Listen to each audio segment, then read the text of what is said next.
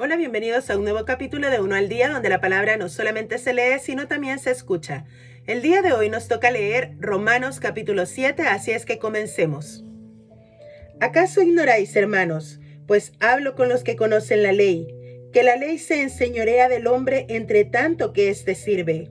Porque la mujer casada está sujeta por la ley al marido mientras éste vive, pero si el marido muere, ella queda libre de la ley del marido.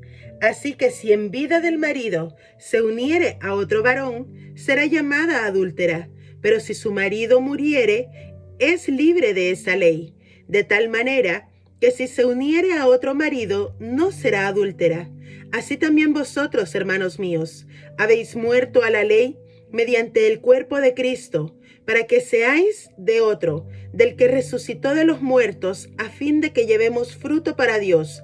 Porque mientras estábamos en la carne, las pasiones pecaminosas que eran por la ley obraban en nuestros miembros, llevando fruto para muerte.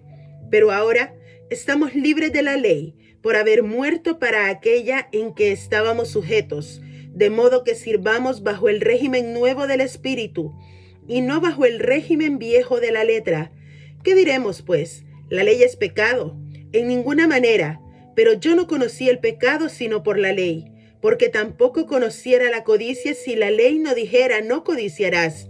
Mas el pecado, tomando ocasión por el mandamiento, produjo en mí toda codicia, porque sin la ley el pecado está muerto, y yo sin la ley vivía en un tiempo, pero venido el mandamiento, el pecado revivió y yo morí. Y hallé que el mismo mandamiento que era para vida, a mí me resultó para muerte, porque el pecado, tomando ocasión por el mandamiento, me engañó y por él me mató. De manera que la ley a la verdad es santa, y el mandamiento santo, justo y bueno.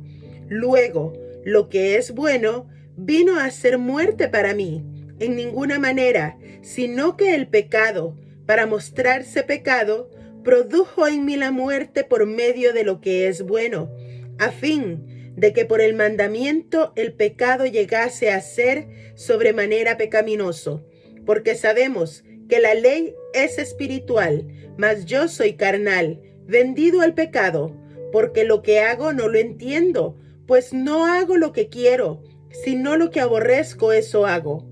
Y si lo que no quiero, esto hago, apruebo que la ley es buena, de manera que ya no soy yo quien hace aquello, sino el pecado que mora en mí. Y yo sé que en mí, esto es en mi carne, no mora el bien, porque el querer el bien está en mí, pero no el hacerlo, porque no hago el bien que quiero, sino el mal que no quiero. Eso hago, y si hago lo que no quiero, ya no lo hago yo, sino el pecado que mora en mí.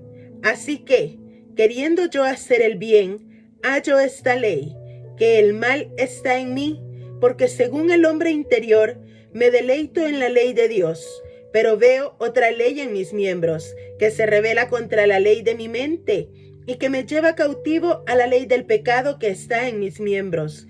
Miserable de mí, ¿quién me librará de este cuerpo de muerte? Gracias doy a Dios por Jesucristo nuestro Señor. Así que yo mismo con la mente sirvo a la ley de Dios, mas con la carne a la ley del pecado.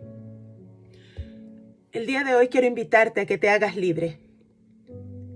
Haz a un lado las leyes del hombre, las leyes que muchas veces no permiten que tu mente pueda servir libremente.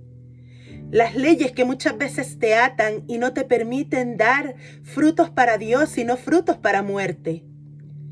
Hazte libre de esas leyes que muchas veces te han condenado, te han llevado por un camino de pecado, por un camino de injusticias, por un camino equivocado. Y toma el camino correcto que es en Jesucristo nuestro Señor. Él vino para hacernos libres.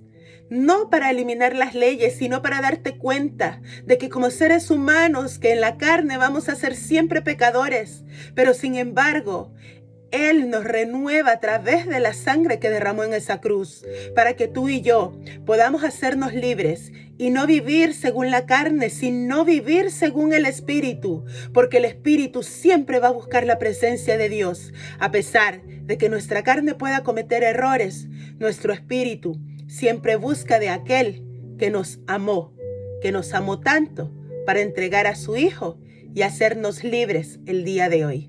Que Dios te bendiga. Nos vemos el día de mañana.